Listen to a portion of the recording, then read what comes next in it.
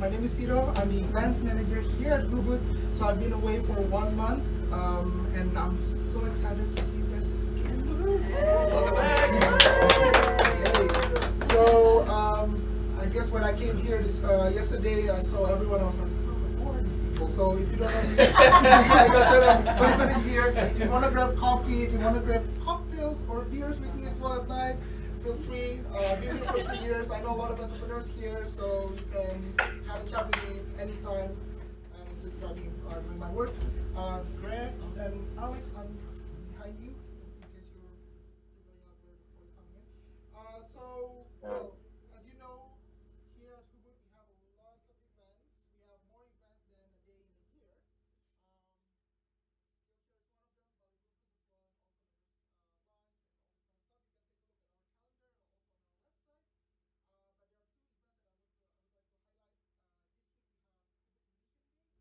So Indonesian Day, it's Indonesian Independence Day, 72nd Indonesian Independence Day. So normally we celebrate by throwing tournaments and games.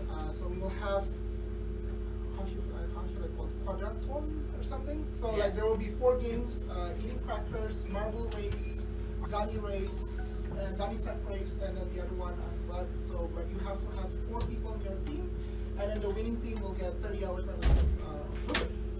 So that's exciting, right? Everybody's excited for that. So that's going to be on Thursday at 4 p.m. It's going to be held here. So sign up your team names now. And we also have Pecha Kucha Night Ubud on the 30th. Am I right? 30th? 29, right. So Pecha Kucha Night Ubud on the 29th of August. We will have 7 Indonesian speakers. They're not only from Bali, they're also flying in from Jakarta and Yogyakarta, all inspiring people. So please come. It's going to be a people night. And today we have a skill share about, I believe it's about exit strategy, turning your online business into a 6-figure exit. So we have Gregory and Alex. Gregory is Empire Flippers content manager, and he handles all the content marketing creation strategies for Empire Flippers. And Alex Campaign is Empire Flippers business advisor. So he helps sellers and buyers negotiate the deal to completion. So I'll give the microphone to you guys. So please help me to welcome Greg and Alex.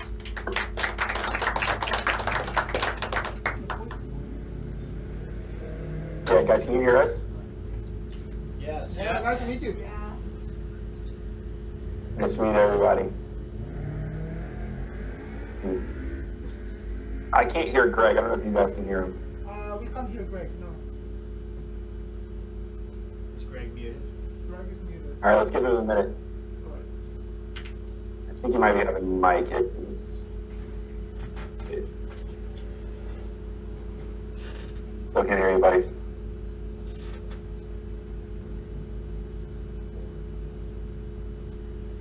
No. No, we still can't hear Greg. I guess he has to restart his computer. That helps him. Restart. Oh, there you Oh, go. hey! Oh, you ready? You ready? All right. All right. Cool. We're in action. I just had to get rid of the fancy mic, go back to my normal headphones, I guess. Good. All right, cool, guys. So glad everyone could be in here today.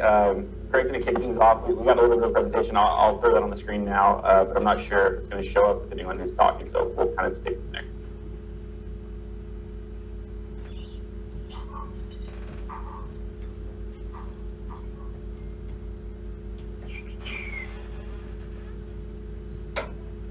All right, Everybody guys. see Yeah, I can see it, Alex. I think, yeah, it's on their screen too. So yeah, welcome to our presentation, guys. So today what we're going to talk about is how to turn your business into an asset you can sell. I'll introduce the next slide. So who we are, Empire Flippers, we are the largest curated marketplace when it comes to buying and selling online businesses. Our brokerage has completed over $25 million in deals, both bought and sold. And we are a 100% remote distributed team, probably a lot like what you guys are out there. I mean, right now I'm talking to you from Saigon, Vietnam, where I'm currently living. Alex is actually in Greece at the moment, so we definitely live the remote distributed team, kind of culture with our company. We made it to the Inc. 500 list last year. For those of you guys not familiar with Inc., they're like a smaller version of like Entrepreneur magazine, kind of, and Fast Company, kind of one of those kind of magazines. We got in at the Inc. 161, which means out of the 5,000 or so companies that applied, we were the fastest growing by the number 161 for that year. We got into it again this year, which is awesome, but we don't know exactly where we are yet for this year. For the type of businesses we sell, we kind of have a pretty big range. So we've sold businesses as small as $50,000 all the way up to 1.7 million. And our goal is to become the leader in helping people buy and sell and invest in online businesses. We want to be considered the thought leader. And one way we do that is by doing something like this, where we get to educate the market. You want to go to the next slide there, Alex? So to describe a little bit more of who we are, Alex will talk about himself here in a second, but I'm the content manager, so I set up things like this. Any kind of collaboration I can think of. I have helped us sell our six-figure retreats. I've written case studies on pretty big businesses we sold. I get people onto our podcast. I get myself onto other people's podcasts, things like that. Anything I can do to basically grow our brand exposure and to help us get more leads and just educate the market on what we do. Alex, you want to describe a little bit about what you do? Yeah, sure. So my role as a business advisor, I kind of help both on the buy side and the sell side. So talking with potential buyers and identifying, listings that are going to be a good fit for them. And then on the seller side, we do a lot of exit intent calls. So talking about getting their strategy right 6 months out, and we'll go into some of those details here. But the biggest thing I basically do is help both the buyer and the seller come to an agreement that fits their goals. So I help with deal structuring and kind of managing the process in there. Yeah, definitely. So you might be thinking right now, especially if you are out there in Bali right now building your first business, like, why would I ever want to sell an online business that's making me, good money every single month? Why would I ever want to sell it? And the important thing is to realize is that you're not just selling, like that business that you're building isn't you, right? You built that business, you have that skill set. So even if you sold that business, your skill set doesn't go away. You still have that same skill, and you can use that skill to go out there and build many of them. For example, if you build Amazon affiliate content style sites, just because you sold one doesn't mean you can't go out there and build more, right? So a lot of people, they'll sell these businesses so they can purchase offline investments such as real estate, because you sell a $100,000, $150,000 Amazon affiliate site, that's a pretty good down payment on a house, and potentially even buy a piece of real estate free and clear, and you get it kind of off of the internet, which could be a bit of a more volatile world, right? So that's one reason why people have sold. Another reason is that they want that capital that's tied up in that current business that they're building to be leveraged into jumpstarting a new project, leveraging themselves into a more competitive and lucrative niche. Now, if they hadn't sold that business, they could still enter that more lucrative niche, but it might be much more difficult to compete with those competitors who are already kind of rooted in, versus if you have a kind of a war chest of funds to go into battle with, right? So another thing that a lot of our sellers do is they'll actually diversify into other digital assets. And we'll talk about that here at the end, but a lot of times when they do diversify into digital assets, it's right after they sell the business, because that's when they kind of have, are more cash heavy and all that good stuff. And that diversifies and mitigates the risk. Instead of having all of their eggs on Amazon Associates, they might have a couple Amazon Associate sites, an FBA business, and maybe even a small SaaS kind of product, and that's part of what they do when they're growing their portfolio. So when should you sell? The best time to sell is really by knowing first what your business is valued at. Alex, if you want to go to the next slide. And understand what your business is worth is actually a very basic equation. Just look at your last 12 months, of your average net profit, or average out that net profit, and then times that by 20 to 50x. That is a very rough ballpark estimation of what your business is going to be worth, but it's also a very useful tool. So if you like what that 12 months looks like, then it might be a good time for you to sell it. Now, if you look at that 12 months, you're like, oh man, it's way too low, then you might still have some more work to do. By the way, if you want to get a little bit of a closer estimation, we also have a free tool that you can use. You can put in your information and it will give you a rough valuation based off a number of other factors that we use internally. And you can get to that at the link there. No worries, we will share all these links at the end, so no need to write it down quick or to remember it. So there's a few different windows of time that we can actually use when we break down this equation. The one that we want to use the most is at least a 12-month average, because 12-month average is a good sign of the business's health over the last year. It also will include things like seasonality. For example, if you are mainly in a business that only works in the summer, where like your peak seasons June, July, and August, then doing like a 3-month average is going to not be very representative of the business, because there is an entire 7 or 10 more months where you're really not earning anything in that business. It's all earned in the summer. So 12-month average helps get rid of that. But that said, there are 6 months and 3 months. Now, when to use a 3-month might be when the business is very, very new. And because it's so new, you only have maybe 3 months of good data to use for the buyer to look at the business. And in a case like that, you've got to expect that your multiple is probably going to be much lower. So you're between the 20 and 50x range. On the 3-month, you're leaning much more towards the 20x side. So keep that in mind.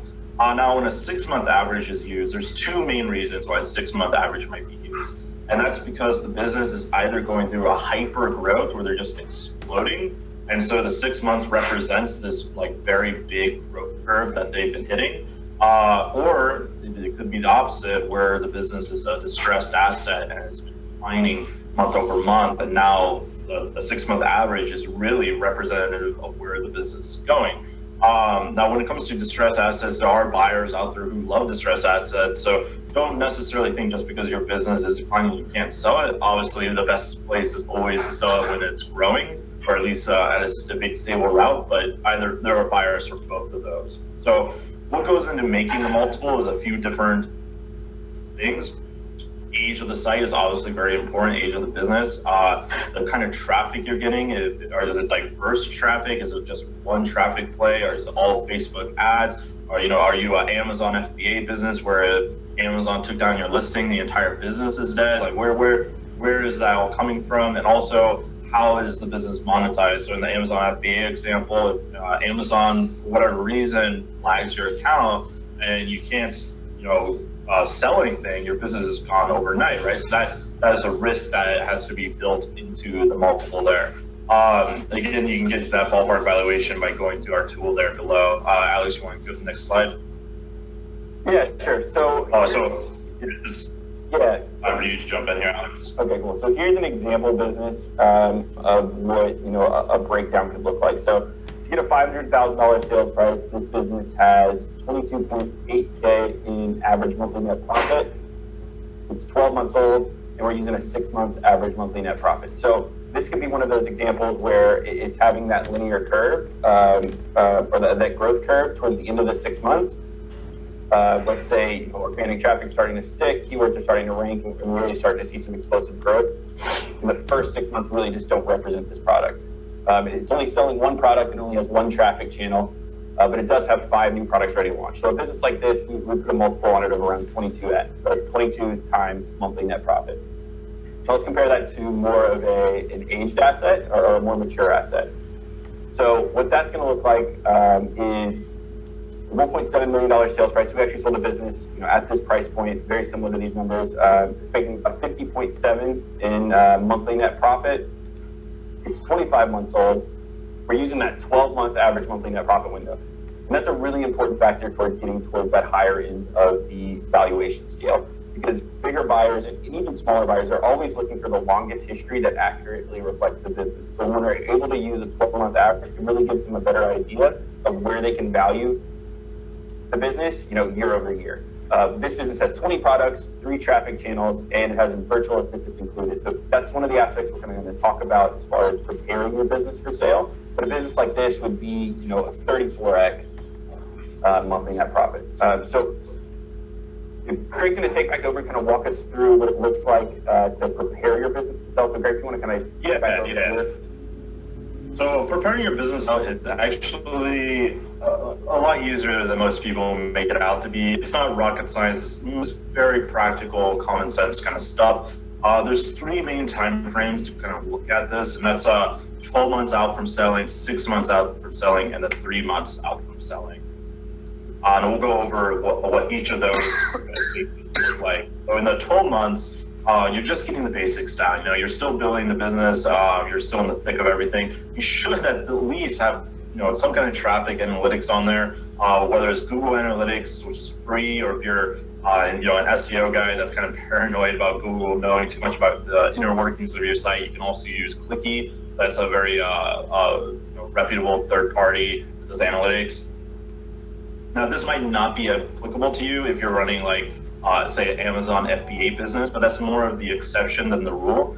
You want to have as long of a period of tracking of your traffic as possible, because a buyer is going to be very interested in knowing about that. Likewise, at this part of your business where you're still in the thick of it and doing all the work yourself, you should be doing, we're setting aside a time every time you do a task in your business that you create a standard operating procedure. And these could be things like keyword research if you're doing an affiliate content site, your advertising system, so if you're using Facebook ads, how are you setting up those ad sets and all, what are you looking for when you're split testing, all that kind of stuff. If you're running a drop shipping business, one of your SOPs might be product selection. If you're adding 50 to 100 new listings on your e-commerce business per a month or per a week, what's your reasoning? What's your methodology for how you select it? Does your suppliers simply have what's hot list, the top best-selling products?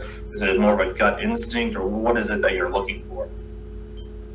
Now, it might be kind of frustrating and even somewhat boring to build these SOPs, but it's worth noting that once you have all these SOPs and you get to the end where you actually start talking to buyers, you basically have written the buyer's manual guide to your business, right? This is exactly how you operate it. Here's exactly what I do. And the buyer can look at that. They get confused over something. They can just go back through your SOPs like, oh, okay, this makes sense. And that builds a lot of trust in the buyer. Like, oh, wow, this guy really has his stuff together. And, if for some reason I can't get a hold of him, well, I have everything here in this manual he basically wrote for me. So that's very powerful. It's also helpful for you too, down the road. If you, say you decide not to sell, but you still build your business as if you were going to sell, this becomes extremely helpful for you when it does come time for you to hire a VA or even bring on a full-time employee, because you just here, do this, right?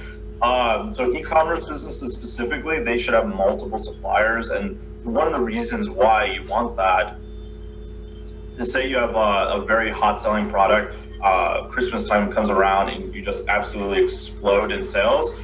You want to make sure that you have the suppliers in place to keep supplying that product. So some suppliers, they might get backed up, and so having that backup supplier is going to be very important for you to make sure you meet that demand. Another reason why you want to do it is because you don't want the suppliers to hold you hostage in the business. You want them if they might raise their rates on you down the road or something along those lines. If you have multiple suppliers, you can say, oh, hey, look, if you're going to raise your rates, I'm just going to go to supplier B then, who's giving you a much better deal. And supplier A might be like, oh, wait, I'm so sorry. Maybe I won't raise your rates, something like that. Another very common sense thing that you should look into doing is just setting up different bank accounts between the business that you're building and possibly going to sell, as well as your personal account. It sounds super simple, but I know Alex can chime in here in an agreement here that very few people seem to do it, even though it's such a simple thing to do. And it does make selling the business so much easier, because it just keeps everything much cleaner as the business goes on. Yeah, for sure. So, guys, as a kind of a bare minimum, if you're really thinking about selling, that's really kind of the first step is making sure that we can separate the data on the financial side. And that kind of holds true on the analytics and all that as well. Even if you have an FBA business and your site's only getting 100 visits per month because it's for brand registry, still throw analytics on there because buyers just always want as much data as possible. They're not going to hold that against you. And one quick note here before we move on to 6 months out is, as you're preparing here, is just always view it from the buyer's perspective. Just put yourself in their shoes. What would you want if you took over a company? So having those SOPs in place, having clear data, having multiple suppliers, those are the kind of things that you would value, and it's the same thing that business buyers are going to value as well. On that point, if you build your business, always keeping in mind a buyer, better business just in general, even if you don't sell it. So it's good just to have this stuff. It sounds very common sense and foundational, but it's very, very helpful for you as the entrepreneur as well. So 6 months out, cleaning up the mess, as all of you guys know, building a business can be a very messy business. So at this point, things have probably changed. Situations have developed, your business has evolved, you're in the next step or next phase, and you want to make sure everything is still in alignment. So you want to remove any kind of legacy wording on the site. This could be an example, an e-commerce business that has sold over 1,000 units. It looks a bit silly if they say that and they're very proud of it, but now they have sold over 40,000 units of the product, right? So those are just simple wording, pieces of wording that you should change and update. You also want to check for things like duplicate content and product listings that are hurting your SEO or look strange. So if you have a very big content site and you haven't really been tracking, what kind of articles you've been creating, there's a possibility you might be, cannibalizing some of your keywords with very similar content, and that might even trigger a small duplicate penalty by Google. So you want to get rid of that. From e-commerce perspective, especially with dropshipping businesses where you're uploading a ton of products all the time to your e-commerce store, you might have accidentally uploaded the same product twice, or which is more likely, if there's some kind of bug in your WordPress or Shopify system that might have accidentally created a secondary listing of the same product for whatever reason. So you just want to clean that all up, do some housekeeping. You can use a backlink checker tool like Ahrefs to check for all your backlinks. This is much more important for people who are running all the traffic through SEO than it is, say, like Facebook ads. But this is something that buyers will typically look at because everyone loves SEO, everyone loves organic traffic, so they want to make sure that your site is healthy to grow that typically. So links in bad neighborhoods are usually warning signs to buyers. If you don't know what a bad neighborhood is, this would be like, say you're selling quilts and you have a bunch of links from Pornhub pointing to your site. Like, that looks a bit weird, right? If you have a bunch of gambling sites pointing to it, unless your business is about those things and you have those links pointing to you, then it's not a good sign.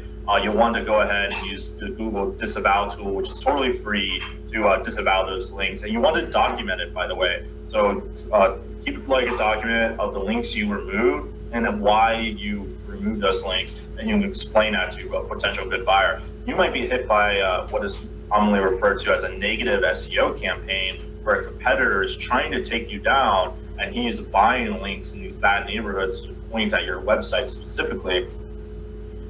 Now, if you find that out, that's a very good thing to explain to the buyer. Hey, look, this competitor tried to beat me out. I used the disavow tool. Everything is fine. Didn't affect rankings or anything. But just letting the buyer know that can explain away those kind of fears.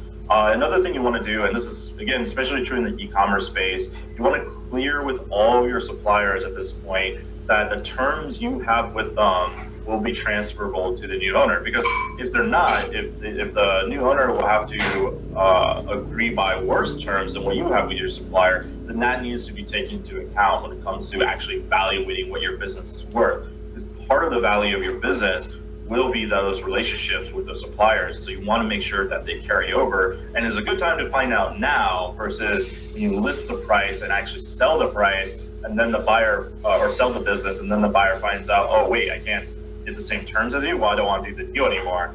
You will save yourself a lot of time if you just go ahead and clear this up with suppliers beforehand.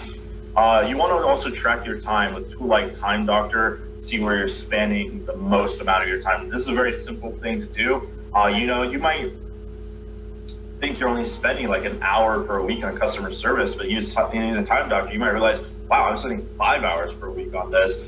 It's time for me to outsource this using those SOPs that you hopefully created in the last phase. It is an added expense to outsource, of course, but it's important to always keep the buyer in mind, right? The buyer is not interested in acquiring a job where he has to work 40 to 80 hours per week on top of whatever he was doing before he bought your business. He's more interested in buying an asset. And if it's just a solopreneur kind of setup where you're doing everything, that's less of an asset than if you have the system already well-oiled with a trained VA that's taking care of the majority of the day-to-day grind that's going on in the business.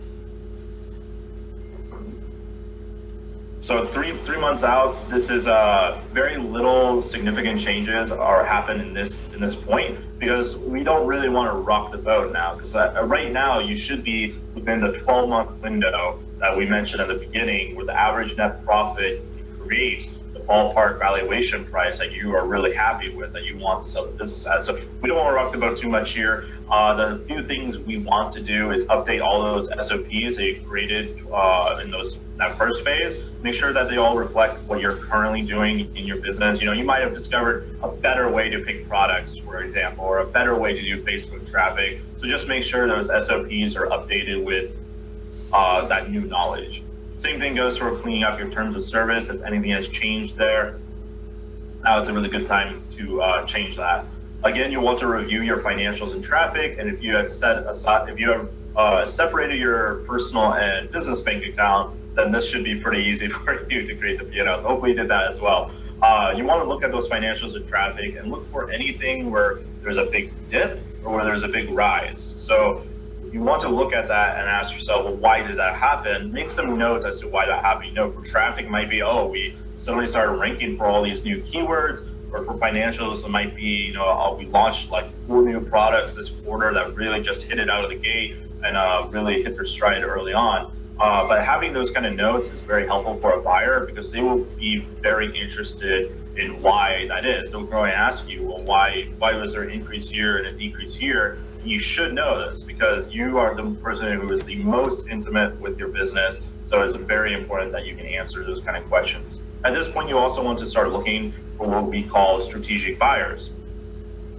Alex is going to go over the pros and cons of doing a private sale versus a brokerage sale here shortly. But whether you go with a brokerage or not, you should look for a strategic buyer. And these are people, like, say you own a health content site, it might be worthwhile to create a list of e-commerce store owners in the same niche selling the same kind of health products, and let them know, like, hey, look, I'm looking to make an exit out of here. This site has a ton of targeted traffic that can grow your business. Are you interested? You know, and a lot of them might be interested. So, Alex, do you want to go into a little bit more on strategic buyers there? Yeah, absolutely. So, you know, the big thing with a strategic buyer is it's typically going to be someone that you're already aware of, and if not, someone that you can find fairly easily. You know, we always advise before we're coming to our marketplace, if there is the opportunity to use a strategic buyer to acquire your business, begin those conversations and really try to leverage those relationships. You know, there are some things that can kind of be a little bit more difficult with a private sale, and we'll kind of go into those right now. So, you know, with a strategic acquisition, we're just selling your business on your own. You know, obviously the advantage there is you get to keep the full sales price, which sounds pretty awesome on the surface. You know, why would I want to give up 15% to a broker? But when you take a little bit of a deeper look at it, there's some other issues that come along with it. So one of the big things is you're opening up your book to potential competitors without, you know, a real structure in place to protect against that. So that's part of the problem with working with a strategic buyer is, you know, you're going to have to share information with them before the deal is done. That could put your company at risk if you don't have the right systems in place to protect against that. The next thing is, let's say you have a lot of traffic and you start advertising that you're wanting to sell your site. It can be really difficult to qualify serious buyers, and it can lead to a lot of wasted time.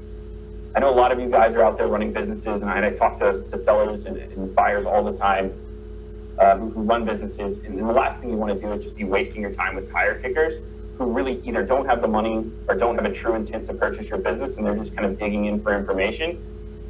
that can be a very, very frustrating process. And the last part is, ultimately, you're going to, in 99.9% of the deals, come down to some sort of negotiation pricing for your business. And the problem is, you're probably selling your first business, right? And even if you're selling your third business, putting a value on that can be difficult, knowing where you should be priced according to the market, knowing where, what to do if the buyer offers significantly lower, and trying to figure out creative solutions for deal structuring can also become fairly difficult as well.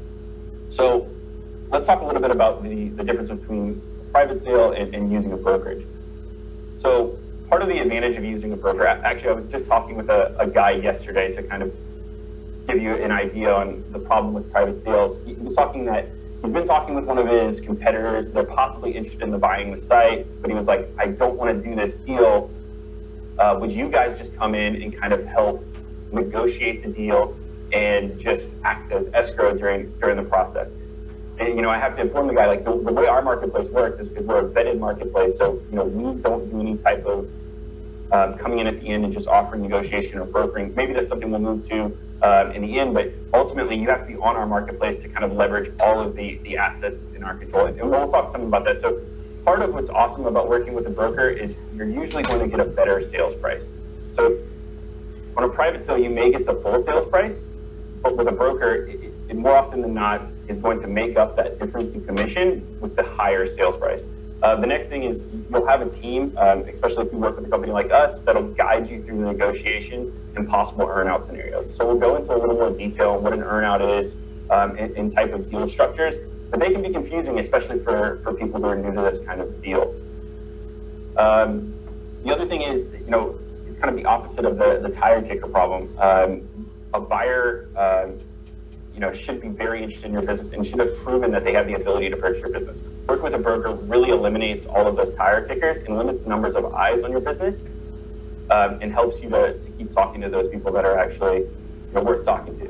The other thing is it helps mitigate the risk of competitors just getting a peek and using it as a qualifying system to test out new things. So one of the things we do on our platform that's been really successful is we have a deposit system. So in order for a buyer to view your business, they have to place a 5% deposit.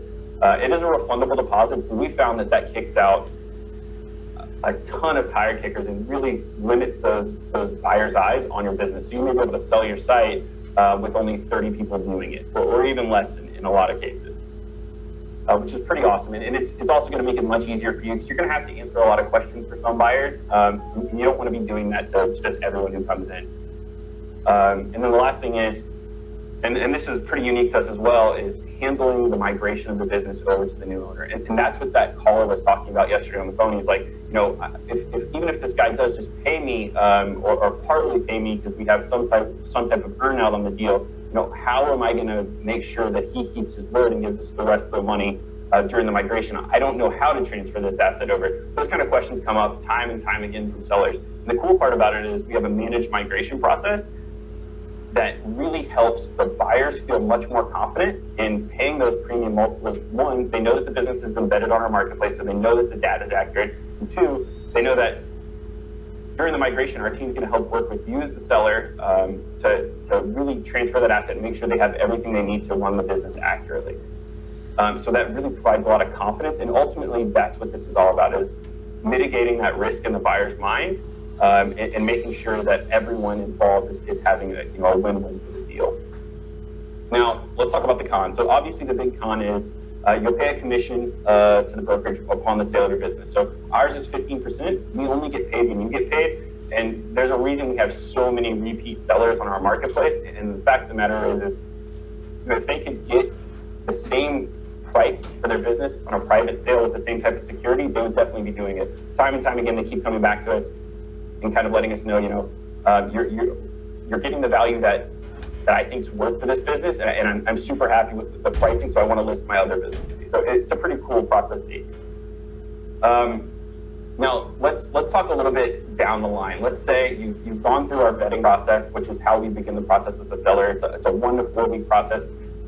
During that time, our team will work with you to make sure that all of your numbers in order, your P&L accurately reflects your financial history. Your traffic data is in place, we get confirmation of revenue, and this is stuff that we make it a very easy process for you to get us that data. At the end of that call, you'll talk with our vetting supervisor and use that algorithm we talked earlier to determine a list price. Once you have that list price, you'll go live on the marketplace. We'll bring that offer. Greg has done a great job of growing our audience. We have a pretty massive audience. I think we have over 60,000 email subscribers, a ton of podcast guys, and people calling in all the time. So, we're bringing it to all of those active and interested parties. And you have a dedicated sales team with you throughout the entire step of the process. So let's say we found a buyer and they think this business is a good fit. Now you've come to the stage of the deal where a lot of times it can still fall through. It's awesome to have an offer on the table, but it's not done until we receive that wire and the business can be marked sold. So let's talk about negotiating. So if you have a business that's over $100,000, almost every business that we sell over that, with very few exceptions, has some sort of an earnout. So the reason for an earnout, before we kind of dive into what an earnout is because traditional financing, it just hasn't caught up with the online space yet. Banks really don't know how to put a value on an online asset. They tie so much of their loans to either collateral or mapping out based on like how a brick and mortar store would work. So the time to fund can be difficult. There can be really tricky requirements as far as having to be an American citizen for like an SBA loan, having to have 3 years of tax returns, and that's a lot of things that our sellers don't have. We have a really broad spectrum of sellers from all over the world. And these aren't things that most of our sellers could fulfill. So what ends up happening is oftentimes you're going to have what's called an earnout. So let's just run like a rough example of a number. So let's say your business is worth $200,000. A buyer makes an offer for that, and they offer $150,000 up front, and then $50,000 earned out over the next 5 months. So in that example, obviously, after that migration period, you would be released $150,000 of that upfront capital. The remaining $50,000 would be paid out in $10,000 increments over the next 5 months. During that time, we would actually manage that earnout for you, and make sure that the buyer fulfills his part of the deal. If for any reason, there's a breach of contract on the buyer's side and he doesn't pay, what's awesome for you as the seller is we'll actually reverse the deal and return the business to you. And what's cool about it is it keeps everyone engaged. Part of the reason buyers use that earnout process is because now you as a seller, you've basically said, one, I believe that this business is going to continue to perform well. And two, I'm now financially incentivized to stay around and answer, an hour of questions a month. Because really buyers, they just want that little extra bit of comfort that if something comes up that they didn't cover in the training, they want to be able to shoot you an email and say, hey man, what would you do in this situation? And you can quickly reply and everything's good to go. So when you're getting to this negotiation part of the deal, it's important to have a minimum price in mind that you're willing to accept and still walk away with happily. You don't want to change this number. You don't want to make it a moving target. Sure, if your business is growing, that number can be adjusted, but you should know what I'm willing to take for this business and be happy, and share that with your broker. Because what we're trying to do is make sure that, like we said, this is a win-win for both the buyer and the seller. Because you're going to have to work together to some extent to make this a successful transfer. So having that minimum really helps us be able to negotiate on your behalf and make sure we meet that and exceed that. The last thing is, or not the last thing, but talking a little bit about how you can get a higher upfront payment. So this is, from a buyer's perspective, the ideal situation obviously would be like, I want to put 10% down and we'll earn out 90% of the deal over 8 years. Like obviously we're not going to accept that deal, but for them, that's a huge risk mitigation. So what some of our sellers do that want more upfront capital, let's say they're trying to buy a house and they need a down payment, what they'll do is they'll sell the asset for a lower or discounted price with more cash up front. So on that $200,000 deal, for example, they might be willing to accept $175,000 all cash. It's a perfectly fine option. It's not going to raise red flags for the buyer. It's just, again, a question of valuation and risk from both sides. The last thing is, seller financing. So usually these are interest-free loans to the buyer, which are basically free money. And you could consider it an earnout being that, but if it's like 6 to even 12 months, it really doesn't make sense to kind of put the deal at risk and involve interest. But if you have a deal that, you're doing 60% upfront and 40% earned out over 2 years, there'd be nothing wrong with you asking for an additional interest percentage since you're sharing that risk with the buyer. So to learn a little bit more about this deal structuring, there's a URL here. Again, we'll send this presentation out. and you'll be able to get to this link. But there's some really awesome content there that Greg's worked up, and you should give it a read. It's pretty interesting. At least I think so. Everyone else I talk to thinks it's pretty boring, but whatever. Deal structuring is the most exciting topic, Alex. Well, I don't understand the reading habits. I don't know. So let's talk about the best time to buy is often when you sell an asset. So, when we have someone come in, let's say they sold a $1 million business,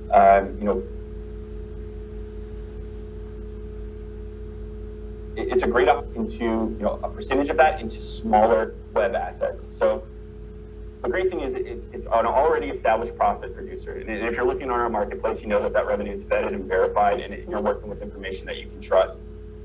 The big thing here is it's often easier to take a business from 1K per month to 5K per month than take a new business from 0 to 1K. I've heard this from so many people, seen it in my own life, seen it in sellers' lives. There's the big key here is when you're looking for an asset to invest in is identify those businesses that are lacking in your area of expertise. So let's say you just sold an affiliate site and you're great at SEO and you really know what you're doing there, and you come across an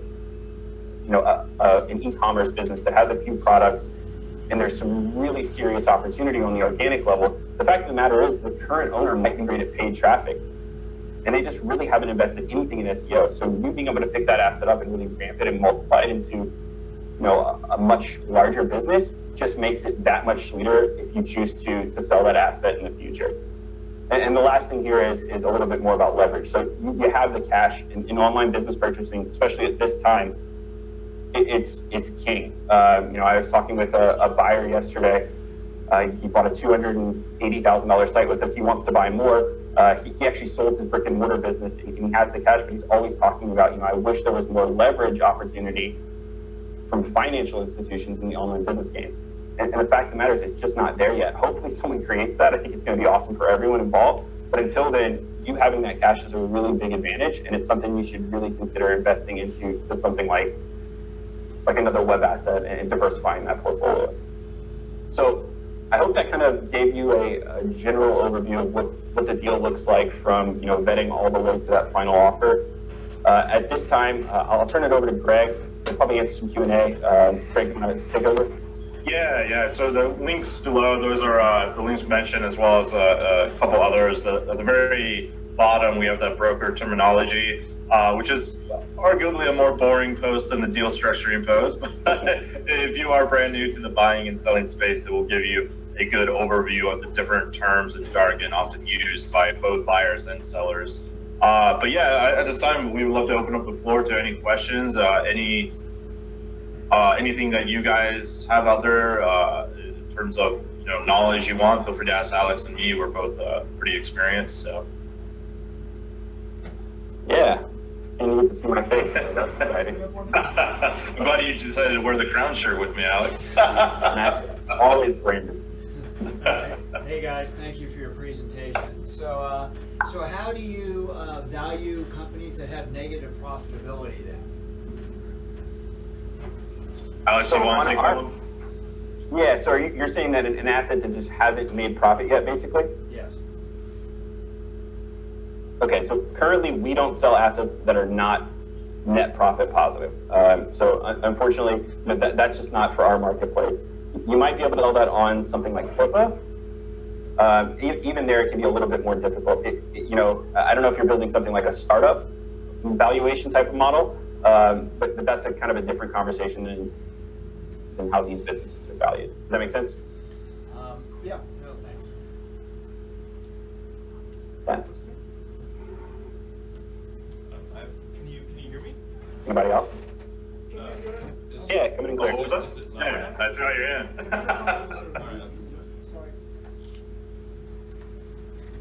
So yeah, thank you for your talk. I'm just curious. You said that you represent both the buyer and the seller.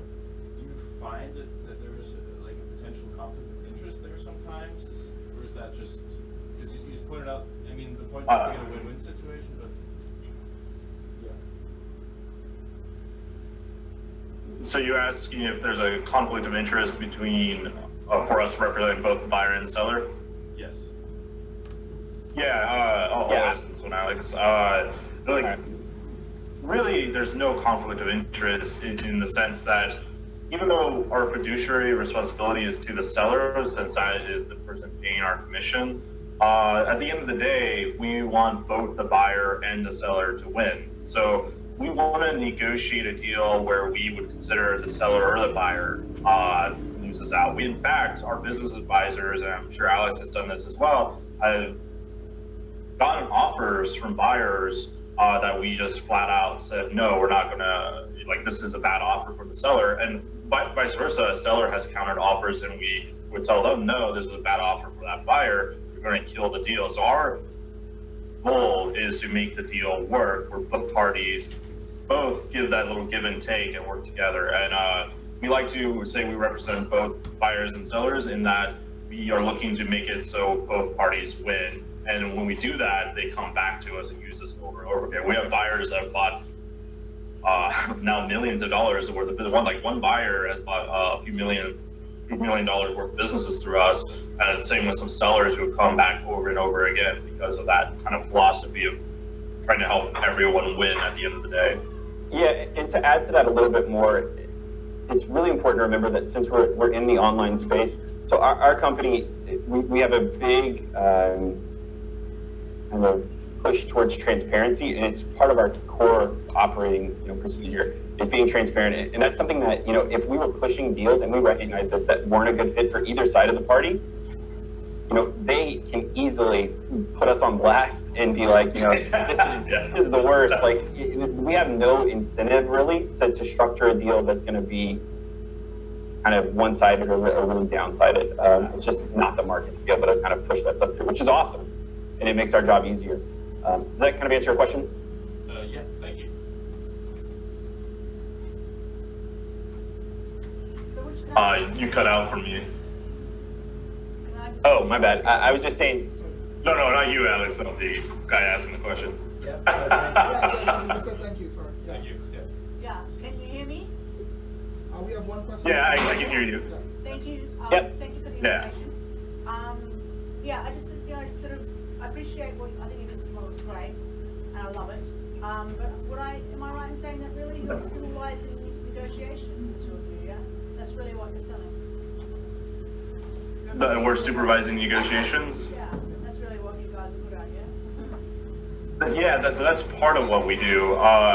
We do a few different things. The benefit of using a brokerage like us is, like, you can go to a site like Flippa that doesn't do any, like, they're a bigger marketplace than us, but they don't do any kind of vetting for any of those businesses. So a business might say it's making 15K per month, and really it's making nothing, but that person has like gained his P&L or gained his traffic to trick a buyer. Versus with us, part of our process is, that the businesses have been vetted. We went in and verified the revenues, verified the traffic, all that stuff before they came up onto our listing, onto our marketplace. The other big value of the brokerage is the marketing aspect. We get tens of thousands of people coming to our site every month. We were on the homepage of Reddit just a couple months ago doing an AMA. That was a huge boost of traffic. We got to, I think it was position number 11 on Al with Strange Legs, beat us out for position number 10. But yeah, so we have a big audience from there that can make the sales cycle of selling your business much shorter. And then, of course, the big value is also the negotiation side, which Alex, you can probably talk more on that yourself since you oversee those.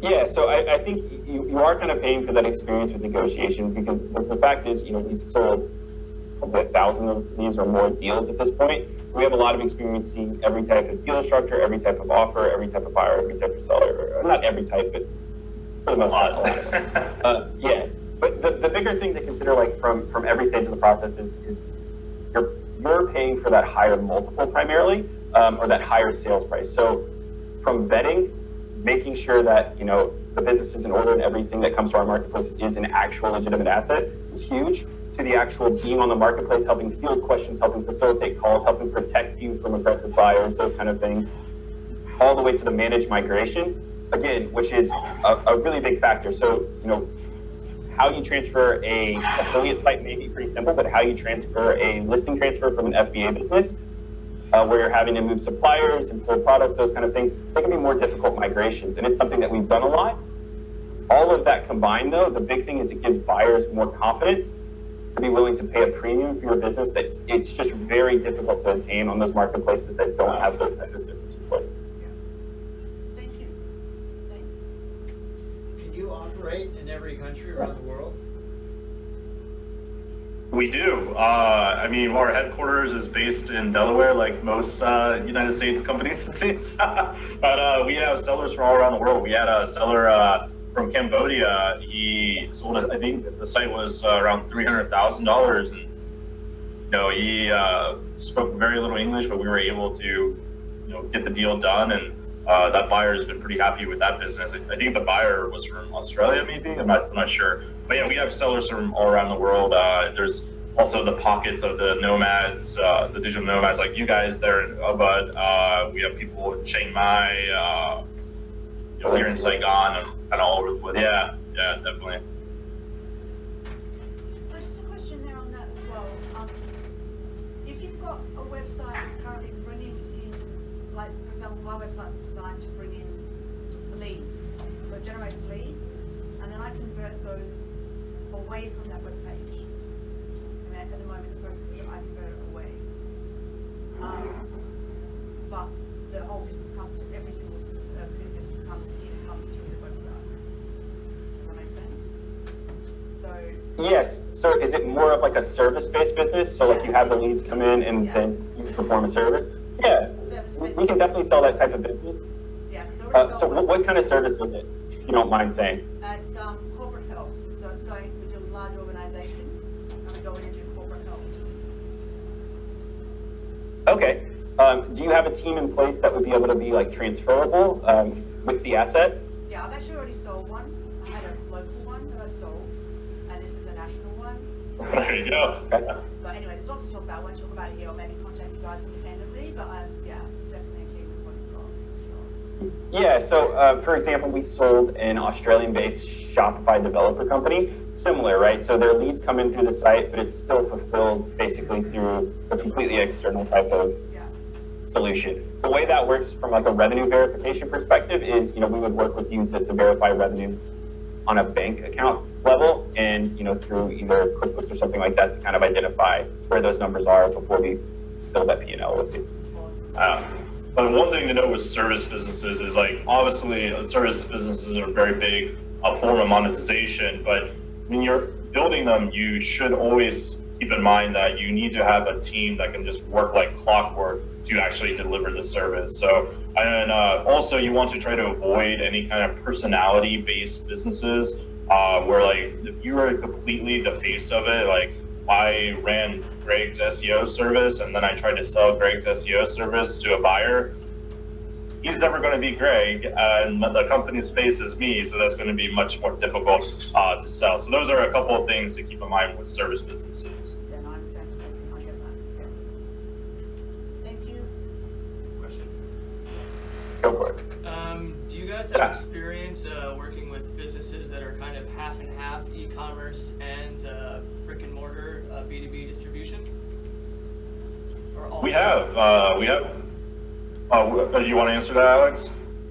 Yeah, so I mean, the short answer is yeah, we've done it before. The big thing is just making sure that those wholesale relationships, have terms around them that can be transferred easily, and that what you're going to have to do in a situation like that is basically not convince the buyer, but assure the buyer that you're going to introduce them to those contacts and make sure that it's a smooth transition so that they don't lose that push.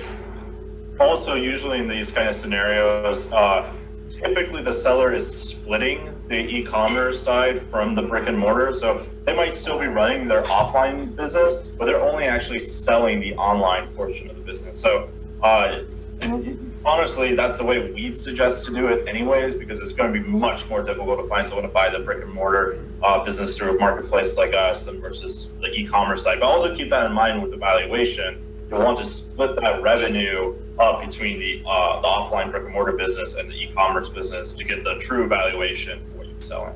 Interesting. Yeah, just to get a little more clarity from you on that one, do you actually have a brick and mortar storefront, or you just distribute to brick and mortar distribute to brick and mortar globally. Okay. Yeah. That's much easier. So, yeah, that's the way to roll. I would even say, just to kind of give a little bit of a counterpoint to Greg, if you have a brick and mortar business and you're wanting just to sell the online asset, but that's going to be very difficult and would ultimately be a decision that got made in vetting, because buyers are going to want to know about a non-compete. Right. And what's to stop you from kind of just transitioning that into it? So we would probably reject the business that had a brick and mortar that wouldn't separate, but it really just depends. Yeah, it's definitely a case by case basis on those. Yeah. Try to avoid it. Yeah, That's exactly. interesting. Sounds like you're in a good spot with some people. Cool. Didn't know that was possible to Go ahead. split it that way. But I have a question then again about the valuation model. So I've heard of people selling their businesses, typically if they're a manufacturer, of around like 8x pre-EBITDA on annual revenue, as opposed to monthly average net. So can you explain why you guys do it that way versus the other way? Greg, do you want to take this, or you want me to Oh, grab it? yeah. We can both talk about it. In some aspects, it's really a legacy issue on our end, in that when we first started Empire Flippers back in the days when we were selling just AdSense sites, we were pricing almost everything